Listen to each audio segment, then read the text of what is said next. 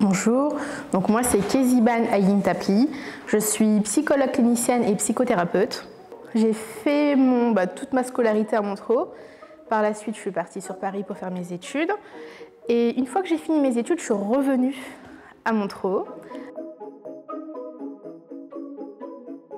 C'est un bac plus 3 pour devenir psychologue. Il faut une licence, donc un bac plus 3, plus 2 ans de master, donc en tout 5 ans. J'ai fait, lors de mon master 2, une spécialité inter et transculturelle. Aujourd'hui, j'enseigne à l'université en tant que chargée de TD. Je travaille dans une association où justement on propose des consultations ethnopsychologiques. Ensuite, en libéral, parce que j'ai aussi une partie où je suis en libéral, je reçois une multitude de cultures. Alors un déclic, oui, j'étais en médecine, je voulais être médecin urgentiste, mais en voyant comment est-ce que les étudiants se comportaient, parce que c'est un concours, on est 1000 et il n'y a que 80 places, et quand j'ai vu un peu la rivalité, disons, qu'il y avait entre les étudiants, qui pouvait être parfois un peu violente, je me suis dit mais pourquoi est-ce que l'humain est capable d'arriver à ce stade-là pour obtenir une chose qu'il veut, quoi. Et là je me suis dit mais tiens, comment est-ce que ça fonctionne? Mais c'est quoi la psyché qui dit bah tiens, si je peux, j'ai plus envie de soigner le corps, mais je vais m'intéresser à la psyché, à l'esprit, à l'âme. Et là je me suis dit je vais aller plutôt dans cette voie-là, quoi. Ça fait 2 ans que je suis diplômée. Est-ce qu'il y a 2 ans j'aurais imaginé que j'en aurais été là aujourd'hui? Pas du tout. C'est-à-dire que moi j'ai fait un bac plus 5, mais qui s'est rallongé. Et moi, mon parcours, c'est que j'ai eu des stages catastrophiques et j'ai eu des stages qui m'ont porté et qui ont renforcé mon projet et qui m'ont fait évoluer.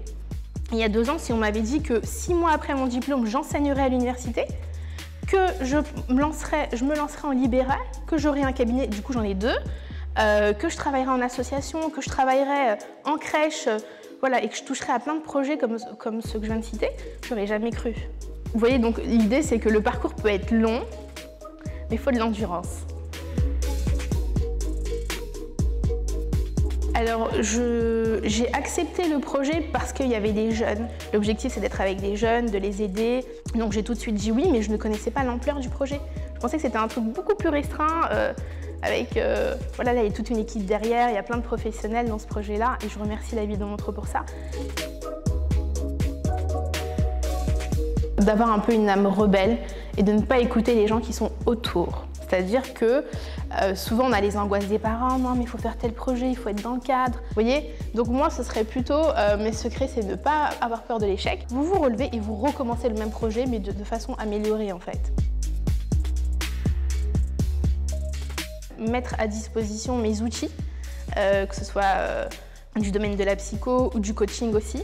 La disponibilité, les préparer à ce qui les attend, que ce soit tout simplement sur voilà, comment une université fonctionne, comment trouver un logement, la question des bourses par exemple, et bien sûr de les rassurer sur la suite en fait.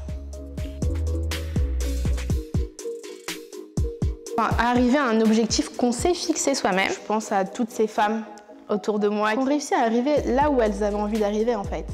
Qui ont réussi à, par exemple, à avoir les emplois qu'elles voulaient, à gérer une famille, à gérer une vie sociale, à monter des associations. Et j'ai plein d'exemples comme ça de femmes autour de moi qui sont très très inspirantes. Alors mes parents, tout simplement ma famille, mes frères et sœurs, j'ai été très épaulée, j'ai été très voilà, portée par toute la famille. Mais je pense que ma foi aussi. Ma foi, elle m'a permis de m'accrocher là où je pensais qu'il n'y avait plus rien à faire. Alors j'ai des projets à l'international. Je reste toujours dans le transculturel, l'interculturel. De voir un peu comment fonctionnent les universités à l'étranger. Et mon rêve, ce serait d'être professeur des universités.